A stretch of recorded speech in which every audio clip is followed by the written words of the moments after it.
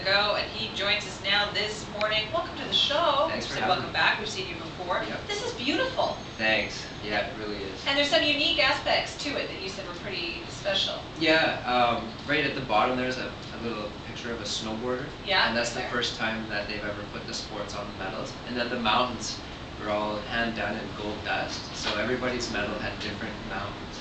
That's beautiful. So it's very unique, yeah. Do you wear this around the house? Only after I take a shower and then I just, no, I keep it, I only bring it out for special occasions. But tell everybody what happened. How long was it before you actually got to see this medal? When you won this at the Olympics, what happened? Well, other than what happened after that part. You mean what happened after what happened? Yeah, that part. Well, my dad decided that I wasn't going to be responsible enough to take care of it, and so he had it in a safety deposit box for more than a year, actually. So your dad took your gold medal and put it in the safety deposit box. Oh, it's better if we do it this way. So how did you actually earn it back at that point?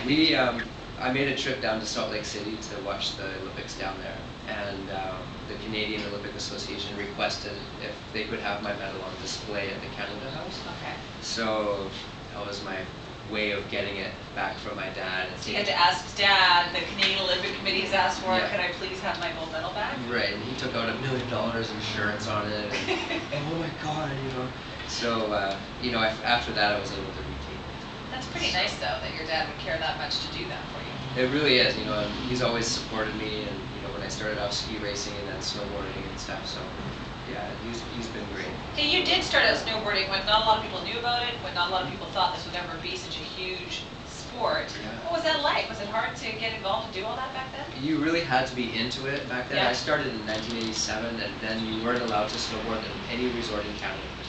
And so if you wanted to snowboard, you had to know someone who did it, you had to really want to do it. And so we went down to Mount Baker, and the next year Blackcomb opened up and Silver Star and Big White, so it started happening. But I was a ski racer before, and when I started snowboarding, my dad's like, what are you doing? You're not even allowed to do this, you're not going to go anywhere in snowboarding. Did you feel like, no, this is something I really do want to do?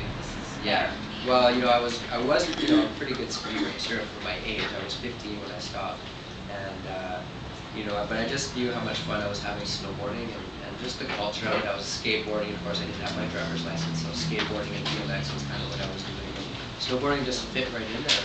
So you went from not being able to do it anywhere to actually having a run named after you now. That's pretty impressive. It is, especially Whistler, Blackcomb, one of the maybe the most popular ski resorts in the world right now, and to have a park and a run named after me, it's a huge honor.